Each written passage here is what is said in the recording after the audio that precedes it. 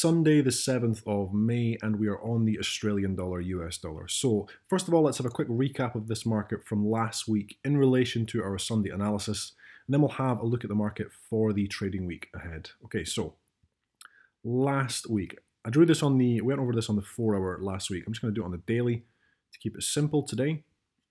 What we went over was how, first of all, within these areas, we were still waiting for further evidence on the Australian dollar, US dollar. Now, what we also went over was the price squeeze, how we had broken down, and the market was pulling back. Now, we went over this area right here, lining up with the sloping support and resistance. What we said was if we pulled back, the weakness was going to continue in this market. This would be a good area to watch. Number of confluences there to look for the reactions. And that's where we've seen the market touching, rejecting from, and breaking down very strongly. Okay, so coming into next week, what are we now looking at? Well, the market has been negative. You know, on the Australian dollar, US dollar, with subscribers, I've really been saying sell, sell, sell every day, and saying I'm not really looking for buy positions. That changed once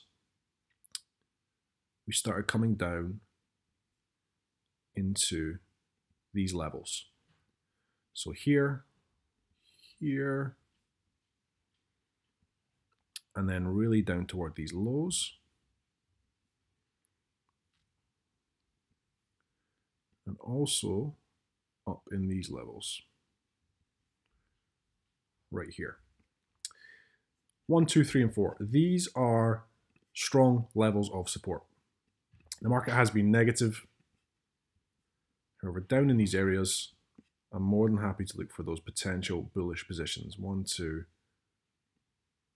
3, and 4. I'm actually coming into Friday. We were looking for those potential bullish bounces with subscribers. You can see the market has came down, it's tested there, and it has bounced back up once again. So next week, they remain key, these support levels. And then really the other area is if we start to break back up again. Because what we have done is we have created this level right here of support. We have bounced, we've came back down, and the market has broken through this area. So pullbacks now, up into here. If we're going to see that continued bearish price action, this becomes a good area to begin watching, as does this whole area up above. You can see, let me use this one, we have reacted a number of times here, reacted here. You can see the market coming down, pressing up, holding in the level, holding in the level, holding in the level, and then breaking up. This is, once again, good potential resistance. So although I have been focusing really on looking for the sells, so looking for the pullback into the key level, the sells, now that we're at these key levels, I'm happy to look for potential buy positions. I mean, when the market came down into here, we were looking for potential bullish bounces, looking at the previous structure, seeing the market had held, tested, and came down. Now, although the market, you can see here, breaking down the pins, this is everyone looking at breakout trades. They're all trying to sell into this market as they start breaking below these levels. What we were looking at was evidence on the daily time frame first.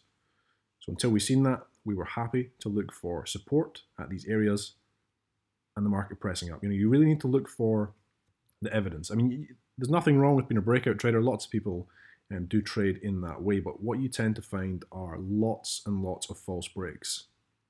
You know, exactly like this. This is breakout traders trying to sell the market. It's holding because it's not broken below these levels. And then you get the bullish bounce. They all get stopped out, and then the market does exactly what they were looking for, makes the very, very strong move down. On this strong move down, they've all been stopped out. They don't want to look for the breakout moves anymore because they've already lost money, and the market comes down. Okay, so let's get rid of these quickly. Just have a quick recap for next week. So pullbacks into this whole area up here. It's really one large level of resistance. More than happy to look for those sell positions. Down here, very strong support. Very strong support.